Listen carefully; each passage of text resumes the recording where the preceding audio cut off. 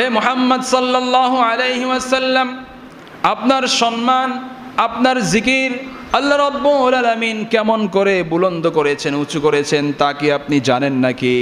নবীজি বললেন, জিবরাইল, আমি কেমন করে জানবো? আল্লাহ রাব্বুল আলামিন সঙ্গে সঙ্গে জানিয়ে দিলেন, ইয়া মুহাম্মদ ইযা যুকিরতু যুকিরতা মাই। হে আমার হাবিব মুহাম্মদ সাল্লাল্লাহু আলাইহি ওয়াসাল্লাম, যখনই আমার নামের জিকির হবে, আমার নামের সঙ্গে আপনার নামেরও জিকির হয়। আসমান জমিনে, দুলকে ভুলকে, নদী এবং সাগরে, লৌহে কলমে, আরশে আজিমে, যেখানে আমি আল্লাহ নামের জিকির হয়, সেখানে আপনি মুহাম্মদ সাল্লাল্লাহু আলাইহি ওয়াসাল্লামের নামেরও জিকির হয়। কোন সুবহানাল্লাহ। সেই জন্য আরশে আজিমের গায়ে আল্লাহর নামের সঙ্গে আমাদের নবী মুহাম্মদ সাল্লাল্লাহু আলাইহি ওয়াসাল্লামের নামটাও লেখা আছে। আমার ভাইয়েরা, আব্দুল হক মুহাদ্দিসে দেহলভী রাহিমাহুল্লাহ মাদারিজুন নবুওয়াত কিতাবে লিখেছেন, জান্নাতের মধ্যে প্রত্যেকটা গাছের মধ্যে আল্লাহর নাম লেখা আছে, আল্লাহর নামের সঙ্গে নবীজির নাম লেখা আছে। জান্নাতের প্রত্যেকটা গাছের পাতায় পাতায় আল্লাহর নামের সঙ্গে নবীজির নাম। জান্নাতের মধ্যে প্রত্যেকটা হুরদের কপালে আল্লাহর নামের সঙ্গে নবীজির নাম। যেখানে আল্লাহর নাম সেখানে নবীজির নাম লেখা আছে। মহান রব্বুল আলামিন পবিত্র কোরআনে যেখানে নিজের কথা বলেছেন, সেখানে তার হাবিবের কথাও বলেছেন। আল্লাহ রব্বুল আলামিন বলেন, আতিউল্লাহ ওয়া আতিউর রাসূল। হে ঈমানদাররা, তোমরা আল্লাহর আনুগত্য করো এবং আমার হাবিব মুহাম্মদ সাল্লাল্লাহু আলাইহি ওয়াসাল্লামের আনুগত্য করো। অন্য আয়াতে আল্লাহ রব্বুল আলামিন বলেন, মান ইউতিইর রাসূল ফাকাদ আতাআল্লাহ। যে আমার হাবিব মুহাম্মদ সাল্লাল্লাহু আলাইহি ওয়াসাল্লামের আনুগত্য করলো, সে তো আমি মহান রব্বুল আলামিন আমারই আনুগত্য করলো।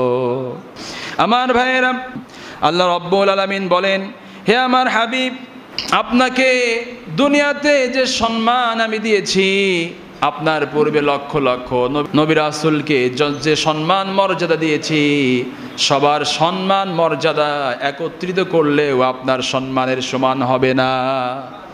এর থেকে অনেক বেশি সম্মান, অনেক বেশি মর্যাদা আপনার জন্য আখিরাতে রেখে দিয়েছি। আপনি কিয়ামতের ময়দানে হাউজে কাউসারের মালিক হবেন।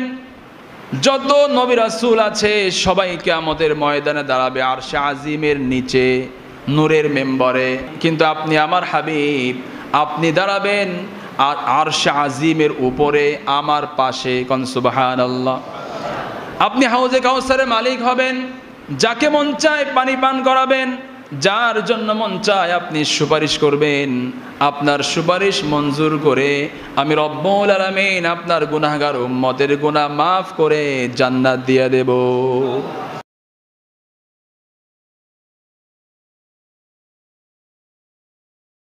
আজকে রবিউল আউয়াল মাসের 11 তারিখ। তো আমরা সূরা দুহা থেকে আলোচনা করছিলাম। সেখানে আমরা আলোচনা করেছিলাম যে আল্লাহ রব্বুল আলামিন এই সূরা দুহার মধ্যে তার হাবিবের সম্মান মর্যাদা বর্ণনা করেছেন। তো আমরা সূরা দুহার প্রথম 2টি আয়াত এর ব্যাখ্যাও শুনেছিলাম। তৃতীয় সবচেয়ে চমৎকার ব্যাখ্যা করেছেন ইমাম ফখরুদ্দিন রাজি তাফসিরে কাবীরে। ইমাম ফখরুদ্দিন রাজি বলেন, ওয়াদ-দুহা আই আকসামাল্লাহু বিওয়াজহি মুহাম্মদ ওয়াল লাইলি ইযা সাজা আই ওয়া বিশারাতি মুহাম্মদ। আল্লাহ রাব্বুল আলামিন ওয়াদ-দুহা বলে প্রিয় নবী মুহাম্মদ সাল্লাল্লাহু আলাইহি ওয়াসাল্লামের চেহারা মোবারকের কসম করেছেন। ওয়াল লাইলি ইযা সাজা বলে আল্লাহ পাক তার হাবিবের চুল মোবারকের কসম করেছেন। সুবহানাল্লাহ। তো আল্লাহর কাছে তার হাবিব মুহাম্মদ সাল্লাল্লাহু আলাইহি ওয়াসাল্লামের চেহারাটা কত দামি ছিল যে কোরআনে কারীমের মধ্যে আল্লাহর নবীর চেহারার কসম আল্লাহ পাক করেছেন। সুবহানাল্লাহ। সহিহ বুখারীতে এসেছে, নবীজি ওহীর অপেক্ষায় বারবার আসমানের দিকে তাকাতেন। নবীজির আসমানের দিকে এভাবে তাকানোটা আল্লাহর কাছে বড় ভালো লাগতো। নবীজি যখন বারবার আসমানের দিকে তাকাতেন, সেই মুহূর্তে আল্লাহ রাব্বুল আলামিন তার হাবিবের চেহারার দিকে তাকিয়ে থাকতেন। আমার নবীজি মক্কা থেকে হিজরত করে মদিনায় যখন চলে আসলেন, মদিনায় আসার পর নবীজি 16 মাস অথবা 17 মাস মসজিদে আকসা ফিলিস্তিনের বাইতুল মাকদিসের দিকে চেহারা ঘুরিয়ে নামাজ আদায় করতেন কেবলা বানিয়ে। কিন্তু নবীজির মনটা পড়ে থাকতো কাবার দিকে। তিনি মুখে বলতেন না, কিন্তু মনে মনে তিনি কামনা করতেন বাইতুল্লাহকে যদি আল্লাহ পাক আমার জন্য বাইতুল্লাহকে কেবলা বানিয়ে দিতেন কত ভালো হতো। আল্লাহ রব্বুল আলামিন তার হাবিবের সব কথাই তো মনের জানেন। নবীজি কখনো মুখে বলেন না, কিন্তু বারবার এই কামনা করেন আর বারবার আসমানের দিকে তাকান। আল্লাহ রব্বুল আলামিন তার হাবিবের সব মনের কথাই জানেন, কোনো কিছুই তো আল্লাহর কাছে গোপন থাকে না। সেই জন্য আল্লাহ পাক ওহী নাজিল করে দিলেন, قد نرى تقلب وجهك في السماء فلنولينك قبلة। কি জন্য তাকান? আমি সব কিছুই তো বুঝতে পারি, আমি সব কিছুই জানি। আপনি যখন আসমানের দিকে তাকান, আপনার চেহারাটা দেখতে আমার বড় ভালো লাগে। আর কষ্ট করতে হবে না, যে কেবলার দিকে, যে বাইতুল্লাহর দিকে নামাজ পড়তে আপনার মন চায়, এখন থেকে সেই বাইতুল্লাহর দিকেই চেহারা ঘুরিয়ে নামাজ আদায় করুন। তাহলে আল্লাহর হাবিবের চেহারাটা আল্লাহর কাছে কত প্রিয় ছিল। নবীজি আসমানের দিকে তাকাতেন, আল্লাহ পাক তাকায় থাকতেন তার হাবিবের চেহারার দিকে। ওয়াল্লাইলি ইযা সাজা বলে আল্লাহ পাক তার হাবিবের চুল মোবারকের কসম করেছেন। ইমাম ফখরুদ্দিন রাজি সূরা বাইয়িনার তাফসীরের মধ্যে বর্ণনা করেছেন, আমার নবীজি উহুদের ময়দানে আহত হয়েছিলেন। কাফের মুশরিকেরা নবীজির উপর আক্রমণ করেছিল, সামনের 2টা দাঁত নবীজির শহীদ হয়েছিল, মাথার মধ্যে লোহার হেলমেট ঢুকে গিয়েছিল। কিন্তু নবীজি কাফের মুশরিকদের বিরুদ্ধে বদদুয়া দেন নাই।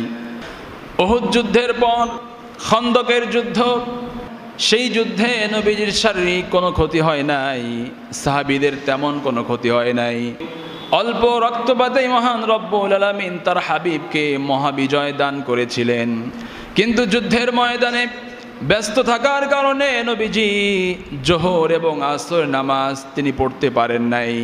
সেই জন্য নবীজি কাফের মুশরিকদের বিরুদ্ধে বদদুয়া করলেন, আল্লাহুম্মা ইমলা বুয়ুতাহুম ওয়া কুবুরহুম নারা। আল্লাহ তাআলা, যে কাফেরদের কারণে আজকে আমি জোহরের নামাজ পড়তে পারলাম না, আসর নামাজ পড়তে পারলাম না, ওদের ঘরগুলোকে এবং ওদের কবরগুলোকে জাহান্নামের আগুন দিয়ে ভরপুর করে দাও। নবীজি নিজের উপর আক্রমণ হলো, কিন্তু নবীজি তার জন্য বদদুয়া করলেন না।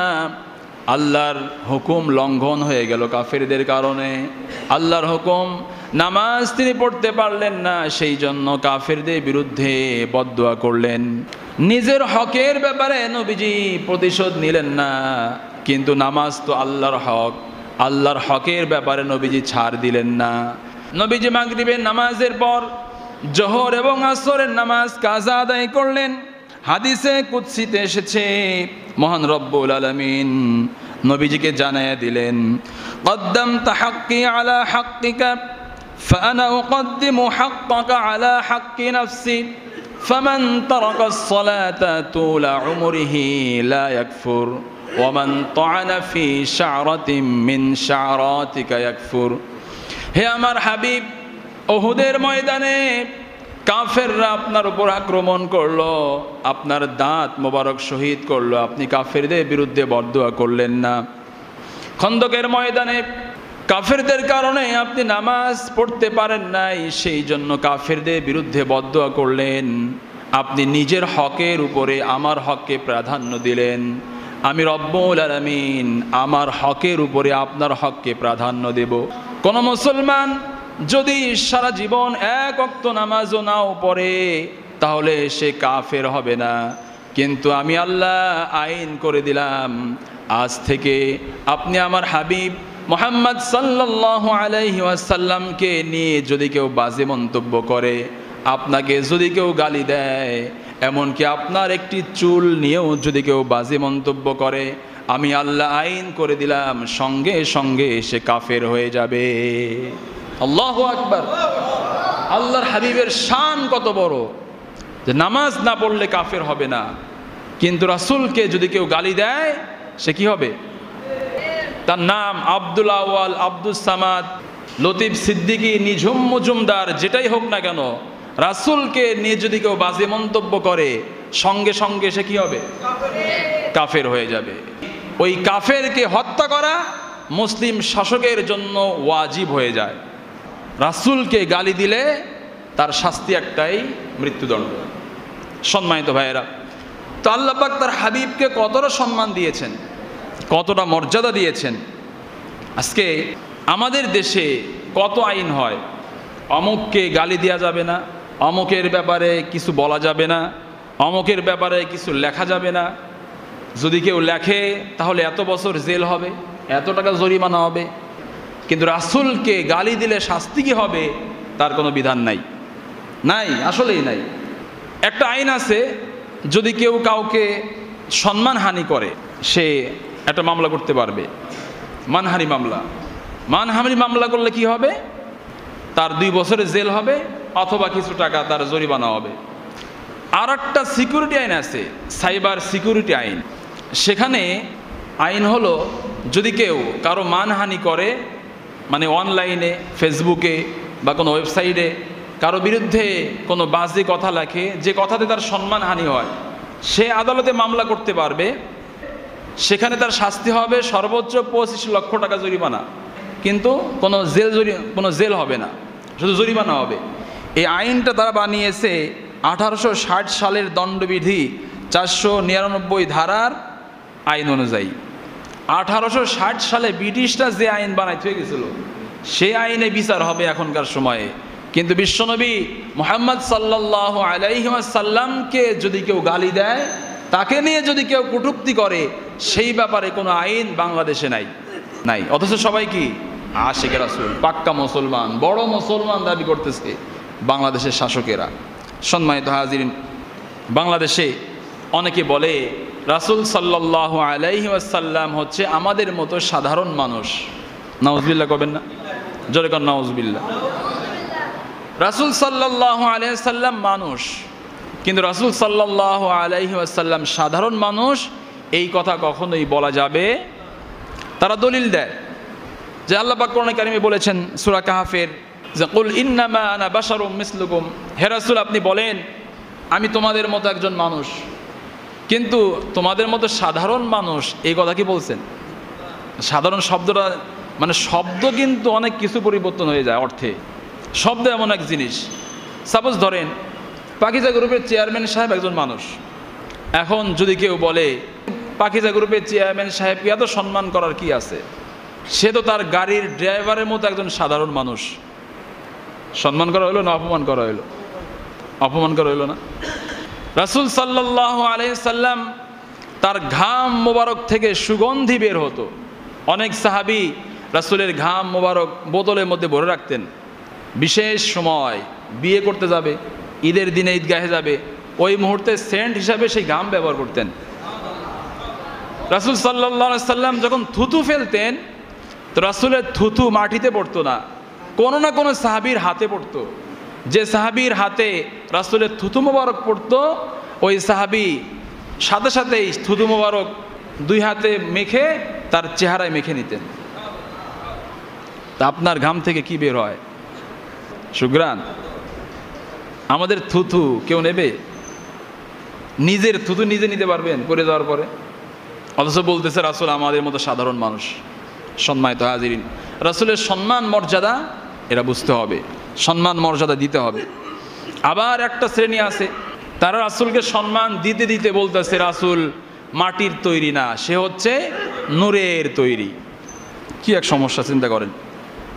রাসূলুল্লাহ সাল্লাল্লাহু আলাইহি ওয়াসাল্লামকে আল্লাহ পাক কি দিয়ে বানিয়েছেন এই কথা তিনি বলেন নাই কোথাও। কিন্তু রাসূল মানুষ ছিলেন, এটা সত্য। রাসূল কি ছিলেন? মানুষ ছিলেন, কিন্তু কি দিয়ে তৈরি করেছেন এটা বলেন নাই। আপনাকে কি আল্লাহ কি দিয়ে সৃষ্টি করছেন? মাটি দিয়ে? কই আছে? আল্লাহ পাক কোরআনে কারিমে এই সৃষ্টির ব্যাপারে অনেকগুলো আয়াত বলেছেন। এক আয়াতে আল্লাহ রাব্বুল আলামিন বলছেন, ওয়াল্লাহু খালাকাকুম মিন তুরাবিন সুম্মা মিন নুতফা। আল্লাহ পাক তোমাদেরকে মাটি থেকে সৃষ্টি করেছেন, এরপরে তোমাদেরকে সৃষ্টি করেছেন নুতফা থেকে। আদম আলাইহিস সালামকে আল্লাহ পাক মাটি দিয়ে বানিয়েছেন, এরপরে আমাদেরকে বানিয়েছেন কি দিয়ে? নুতফা থেকে। আমাদেরকে কিন্তু মাটি দিয়ে বানান নাই। এই আয়াতে এটাই বোঝা যায়। এরপরে অন্য আয়াতে আল্লাহ রাব্বুল আলামিন আবার বলতেছেন, ওয়ালাকাদ খালাকনাল ইনসানা মিন সুলালাতিন মিন তিন। নিশ্চয়ই আমি মানুষকে সৃষ্টি করেছি মাটির নির্যাস থেকে। মাটির নির্যাস থেকে সৃষ্টি করেছি, মাটি থেকে সৃষ্টি করছি, এ কথা বলছে কি? মাটির নির্যাস। মাটির নির্যাস মানে কি? মাটি থেকে ফসল উৎপাদন হয়, গম, শস্য, বিভিন্ন ফল ফলাদি উৎপাদন হয়। মানুষ এইগুলো খায়, খাওয়ার কারণে তার শরীরে শক্তি হয়, মিলনের জন্য শক্তি হয়। এই মাটির নির্যাস থেকে মানুষ আহার করার মাধ্যমে শক্তি সঞ্চয় করে মিলন করে, তার মাধ্যমে আল্লাহ পাক মানুষের বংশ বিস্তার করেছেন। এই জন্য কি বলেছেন? মাটির নির্যাস থেকে মানুষকে সৃষ্টি করছি। এই আয়াতে কি বোঝা যায় মানুষকে মাটি থেকে সৃষ্টি করছে? আর একটা আয়াতে আল্লাহ রাব্বুল আলামিন বলেছেন, ওয়াজআলনা মিনাল মাই কুল্লা শাইইন হাই। আমি প্রত্যেকটা প্রাণীকে বানিয়েছি পানি থেকে। প্রত্যেকটা প্রাণীকে আল্লাহ পাক কি থেকে বানিয়েছেন? পানি দিয়ে বানিয়েছেন। পানি। মানুষকে আল্লাহ পাক তাহলে পানি দিয়ে বানাইছে। সৃষ্টির ব্যাপারে, মানুষ সৃষ্টির ব্যাপারে আল্লাহ পাক এক ধরনের কথা বলেন নাই, বিভিন্ন ধরনের কথা বলছেন। তা আমাকে কি দিয়ে আল্লাহ পাক সৃষ্টি করছেন এটাই তো আমি আলাদা করতে পারি না। তা রাসূল সাল্লাল্লাহু আলাইহি সাল্লামকে নূর দিয়ে বানিয়েছে অথবা মাটি দিয়ে বানিয়েছে, এই কথা আমি কেমনে বলি? আদম আলাইহিস সালামকে আল্লাহ পাক মাটি দিয়ে বানিয়েছেন। তো আদম আলাইহিস সালামের পরে আল্লাহ পাক সৃষ্টি করেছেন তার স্ত্রী হাওয়া আলাইহিস সালাম। হাওয়া আলাইহিস সালামকে আল্লাহ পাক কি দিয়ে বানিয়েছেন? মাটি দিয়ে। তার তো মাও নাই, বাবাও নাই, বানিয়েছেন আদম আলাইহিস সালামের পাঁজর থেকে। তো মাটি থেকে বানাইছে, এই কথা বলা যায়? নবী ঈসা আলাইহিস সালামকে আল্লাহ পাক সৃষ্টি করেছেন, তার বাবা ছিল না, ছিল মা। তাকে আল্লাহ পাক কি দিয়ে বানিয়েছেন? তাহলে কাকে কি দিয়ে বানিয়েছেন এটা বড় কথা নয়। আল্লাহ পাক সৃষ্টি করছেন কি, ওটা নিয়েই আপনি চিন্তা করেন, ওটার মধ্যে সন্তুষ্ট থাকেন। তাহলে রাসূল সাল্লাল্লাহু আলাইহি ওয়াসাল্লামকে আল্লাহ পাক কি দিয়ে বানিয়েছেন এটা গবেষণা করার কোনো বিষয় না। তবে গবেষণা আছে, আমাদের দেশে আছে। এক শ্রেণী ধাক্কাধাক্কি করে যে নবী নূরের তৈরি, আর এক শ্রেণী ধাক্কায়া বানায় নবী মাটির তৈরি। যারা মাটির তৈরি বলতেছে তারা মনে করতেছে নবীকে মাটি বললে তার সম্মান বাড়ে, আর যারা নূর বলতেছে তারা বলতেছে নবীকে নূর বললে নবীর সম্মান বাড়ে। আসলে কি মাটি আর নূর আল্লাহর কাছে সব থেকে দামি জিনিস? এর থেকে দামি জিনিস কি আল্লাহর কাছে নাই?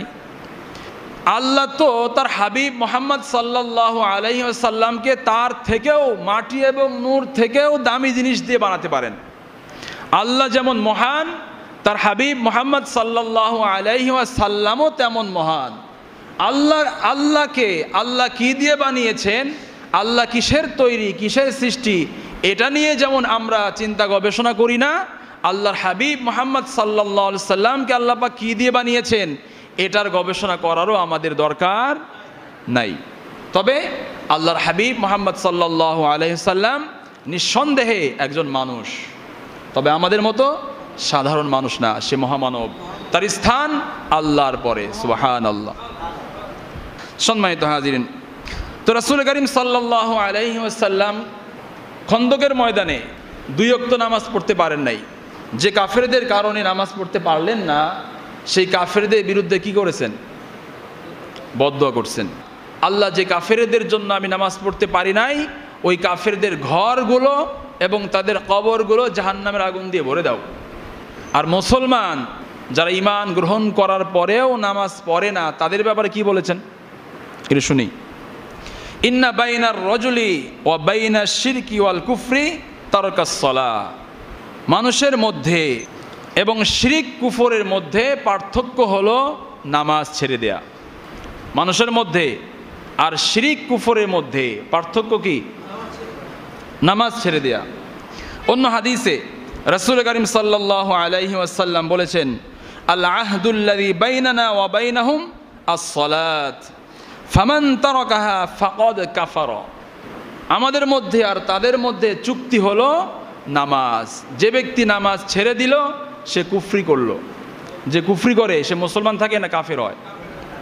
যে সমস্ত মুসলমান ইচ্ছাকৃতভাবে নামাজ ছেড়ে দেবে সে কি কাফের। এই ব্যাপারে ফুকাহে কেরামের মধ্যে ইখতিলাফ আছে, তবে অধিকাংশ ফুকাহে কেরাম এটাই বলেছেন ইচ্ছাকৃতভাবে যদি কেউ নামাজ ছেড়ে দেয় সে আর মুসলমান থাকে না, সে কি হয়ে যায়?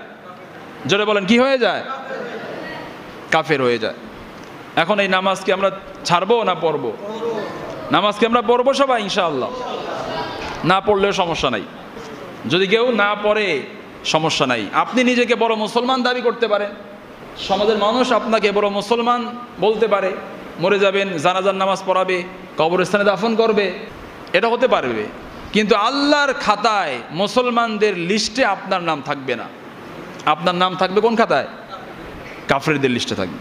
সম্মানিত হাজিরিন, সেজন্য নামাজ কখনোই ছাড়া যাবে না। নামাজ এমন একটা ইবাদত, ফাঁসির মঞ্চে নিয়ে যাচ্ছে সাহাবীকে, জিজ্ঞাসা করছে তোমার জীবনের শেষ ইচ্ছা কি? বলতেছে আমাকে 2 রাকাত নামাজ পড়ার সুযোগ দাও। আমার জীবনের শেষ ইচ্ছা যদি পূরণ করতে চাও তাহলে আমি নামাজ পড়তে চাই, আমাকে নামাজ পড়ার সুযোগ করে দাও। আমাদের সমাজে যারা মুসলমান, তো এই মুসলমানদের মধ্যে কাউকে জাহান্নামের দিকে ধাক্কায় নিয়ে যাবে ফেরেশতারা। তারপরে তাদেরকে জিজ্ঞাসা করা হবে ঘটনা কি, মুসলমান তো ছিলা, জাহান্নামে নিয়ে যায় কেন? তো তারা কি বলবে? ক্বালু লাম নাকু মিনাল মুসাল্লিন, আমরা নামাজ পড়তাম না। জাহান্নামে এজন্যই নিয়ে যাচ্ছে যে নামাজ পড়তাম না, মুসলমান ছিলাম, আইডি কার্ডে মুসলমান নাম ছিল, কিন্তু নামাজ তো পড়তাম না, এজন্যই আমাদেরকে জাহান্নামে নিয়ে যাওয়া হচ্ছে। এখন বলেন এই নামাজ পড়ার দরকার আছে না নাই? সবাই পড়বো ইনশাআল্লাহ? হাত তোলার দরকার নাই। অনেকবার হাত তুলছি, কিন্তু হাত তোলার পরে দেখা যায় আরো সমস্যা, নামাজ তো পড়ে না। সম্মানিত হাজিরিন, এরপরে আল্লাহ পাক বলছেন ওয়ালাল আখিরাতু খায়রুল লাকা মিনাল উলা। হে রাসূল, আপনার জন্য দুনিয়ার তুলনায় আখেরাতে অনেক বেশি সম্মান, মর্যাদা, নিয়ামত আমি মহান রব্বুল আমিন আপনার জন্য রেখে দিয়েছি। কোন সুবহানাল্লাহ। পৃথিবীর শুরু থেকে শেষ পর্যন্ত যত নবী রাসূল পৃথিবীর জমিনে আগমন করেছেন, আল্লাহ পাক বলছেন হাবিব, প্রত্যেক নবী রাসূল ততক্ষণ পর্যন্ত নবুয়ত পান নাই যতক্ষণ পর্যন্ত আপনার প্রতি তারা ঈমান আনে নাই। আল্লাহ রাব্বুল আলামিন এই পৃথিবীতে লক্ষ লক্ষ নবী রাসূল পাঠিয়েছেন, লক্ষ লক্ষ নবী রাসূল পৃথিবীর জমিনে লক্ষ লক্ষ বছর কালেমার দাওয়াত দিয়েছে, দ্বীনের দাওয়াত দিয়েছে, কিন্তু দ্বীন পরিপূর্ণ হয় নাই। কিন্তু বিশ্বনবী মুহাম্মদ সাল্লাল্লাহু আলাইহি ওয়াসাল্লাম মাত্র 23 বছর কালেমার দাওয়াত দিয়েছেন। এই 23 বছর কালেমার দাওয়াত দেওয়ার মধ্য দিয়েই মহান রব্বুল আলামিন তার দ্বীনকে পরিপূর্ণ করে দিয়েছেন। হে আমার হাবিব, আপনার সম্মান আমি রব্বুল আলামিন কতটা উঁচু করেছি। আজ থেকে 1500 বছর আগে মহান রব্বুল আলামিন কোরআনে কারীমের মধ্যে তার সম্মান মর্যাদার ঘোষণা দিয়েছেন, ওয়া রাফা'না লাকা যিকরাক। হে রাসূল, আপনার সম্মান, আপনার জিকিরকে আমি আল্লাহ বুলন্দ করেছি, উঁচু করেছি। সূরা আলাম নাশরাহ যখন নাজিল হলো, জিবরাইল আমিন নবীজিকে প্রশ্ন করলেন, ইয়া মুহাম্মদ আতাদরি কাইফা রাফা আল্লাহু যিকরাক। হে মুহাম্মদ সাল্লাল্লাহু আলাইহি ওয়াসাল্লাম, আপনার সম্মান, আপনার জিকির আল্লাহ রাব্বুল আলামিন কেমন করে বুলন্দ করেছেন, উঁচু করেছেন তা কি আপনি জানেন নাকি? নবীজি বললেন, জিবরাইল আমি কেমন করে জানবো? আল্লাহ রাব্বুল আলামিন সঙ্গে সঙ্গে জানিয়ে দিলেন, ইয়া মুহাম্মদ ইযা যুকিরতু যুকিরতা মাই। হে আমার হাবিব মুহাম্মদ সাল্লাল্লাহু আলাইহি ওয়াসাল্লাম, যখনই আমার নামের জিকির হবে, আমার নামের সঙ্গে আপনার নামেরও জিকির হয়।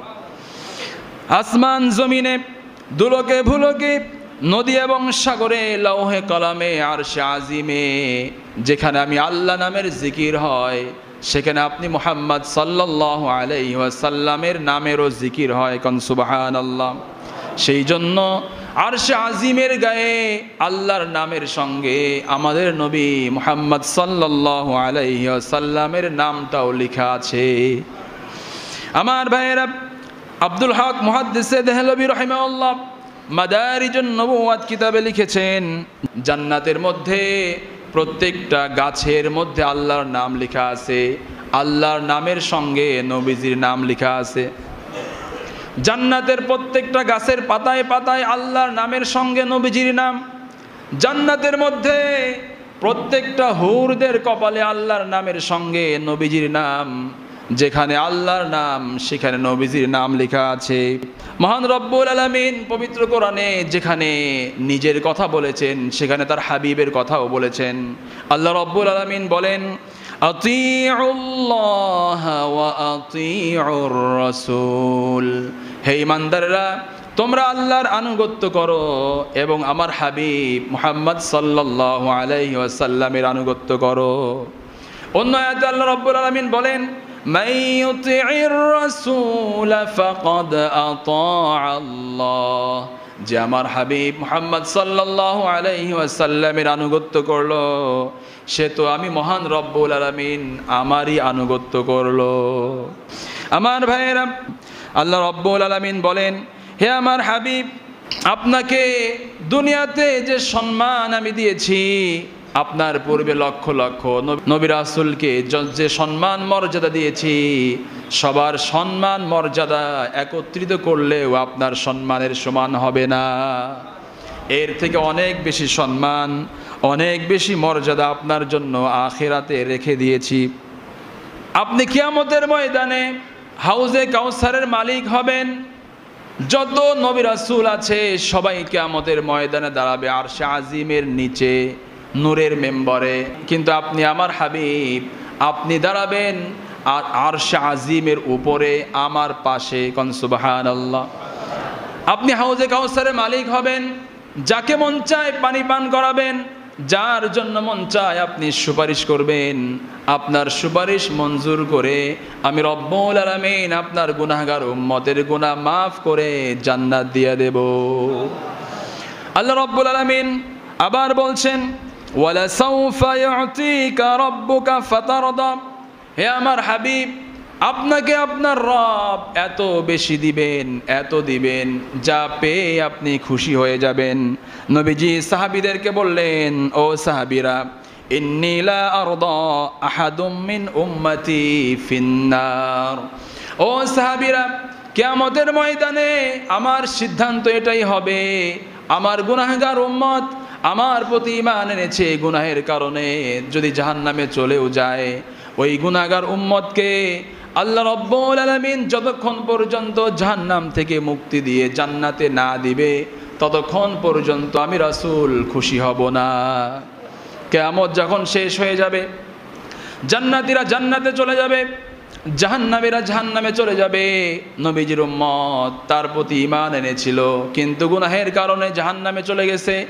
লক্ষ লক্ষ কোটি কোটি বছর তারা জাহান্নামের আগুনে দগ্ধ হয়েছে। নবীজি আল্লাহকে জিজ্ঞাসা করবেন, আল্লাহ, আমার কোনো উম্মত এখনো কি জাহান্নামের মধ্যে আছে নাকি? আল্লাহ পাক বলবেন, হাবিব, আপনার এমন কিছু উম্মত জাহান্নামের মধ্যে আছে যাদের গুনাহের শাস্তি এখনো শেষ হয় নাই। নবীজি তখন মনটা খারাপ করবেন, বলবেন, আল্লাহ, আপনি তো বলেছেন আমাকে আপনি খুশি করবেন, আমার গুনাহগার উম্মত যতই গুনাহ করুক না কেন জাহান্নাম থেকে যতক্ষণ পর্যন্ত তাদেরকে মুক্তি না দিবেন ততক্ষণ পর্যন্ত আমি রাসূল খুশি হব না। আল্লাহ রাব্বুল আলামিন সঙ্গে সঙ্গে জাহান্নামের ফেরেশতা মালিককে বলবে, মালিক, জাহান্নামের মধ্যে আমার হাবিবের উম্মত যার হৃদয়ে এক জাররা পরিমাণ ঈমান আছে, ওই সমস্ত গুনাহগার উম্মতকে জাহান্নাম থেকে বের করো, প্রত্যেককে জান্নাতে প্রবেশ করিয়ে আজকে আমি আমার হাবিবকে খুশি করব। এ কথাই আল্লাহ পাক বলছেন, ওয়ালা সাউফা ইউতিকা রাব্বুকা ফাতারদা, হে রাসূল, আপনার রব আপনাকে এত দিবেন যেটা পেয়ে আপনি খুশি হয়ে যাবেন। সুবহানাল্লাহ। সম্মানিত ভাইয়েরা, এমন নবী আমরা পেয়েছি, এমন মহামানব আমরা পেয়েছি, তার আদর্শ, তার সুন্নাত, তার রীতিনীতি, আর সুন্নাত যদি আপনার ভালো না লাগে তাহলে আপনার রুচিতে ঝামেলা আছে, আপনার রুচি নষ্ট, আপনার বিবেক নষ্ট, আপনার মস্তিষ্কে শয়তান পেশাব করছে। সেজন্যই রাসূলের আদর্শ ভাল লাগে না, পশ্চিমাদের আদর্শ ভাল লাগে, গণতন্ত্র ভাল লাগে, সমাজতন্ত্র ভাল লাগে, কিন্তু খেলাফত ভাল লাগে না। হিন্দুদের আদর্শ ভাল লাগে, বিয়ে হইলে গায়ে হলুদের অনুষ্ঠান, সারা রাত ভরে ডেক সেট বাজায়, ছেলে মেয়ে এক হয়ে নাচানাচি করে, ছেলে মেয়ের গায়ে হলুদ লাগায় দেয় আর মেয়ে ছেলেদের গায়ে হলুদ লাগায় দেয়। এটা তো রাসূলের আদর্শ নাকি? আছে এলাকায়? আছে? একজনকে জিজ্ঞাসা করলাম ঘটনা কি, কয় হুজুর একদিনই তো একবার করে দেখা, একবার রাসূলের আদর্শ লঙ্ঘন করবে, তাহলে রাসূলের আদর্শ সে কোনবার বাস্তবায়ন করবে? হামাসের যে মুখপাত্র ছিল আবু উবাইদা, তিনি ইন্তেকাল করেছেন, শহীদ হয়েছেন। তার শহীদ হওয়ার কিছুদিন আগে তিনি তার বক্তব্যে বলেছেন, ইয়া কাদাত হাযিহিল উম্মাতিল ইসলামিয়্যাতি ওয়াল আরাবিয়্যাহ ওয়া ইয়া নুখাবাহা ওয়া আহজাবাহাল কাবীরা ওয়া ইয়া উলামাআহা আনতুম খুসুমুনা আমামাল্লাহি আযজা ওয়া জাল্লা আনতুম খুসুমু কুল্লি তিফলিন ইয়াতীমিন ওয়া কুল্লি সাকলা ওয়া কুল্লি নাজিহিন ওয়া মুশাররাদিন ওয়া মাকলুমিন ওয়া জারিহিন ওয়া মুজাওয়া ইন্না রিকাবাকুম মুসকালাতুন বিআশরাতিল আলাফি মিনাল আবরিয়া ইল্লাযীনা খাযালু বিসামতিকুম। তিনি বলতেছেন, হে মুসলিম বিশ্ব এবং আরব জাতির নেতারা, হে পৃথিবীর অভিজাত শ্রেণীর লোকেরা, হে বড় বড় দলের লোকেরা, হে আলেম সমাজ, আল্লাহর সামনে তোমরাই আমাদের প্রতিপক্ষ।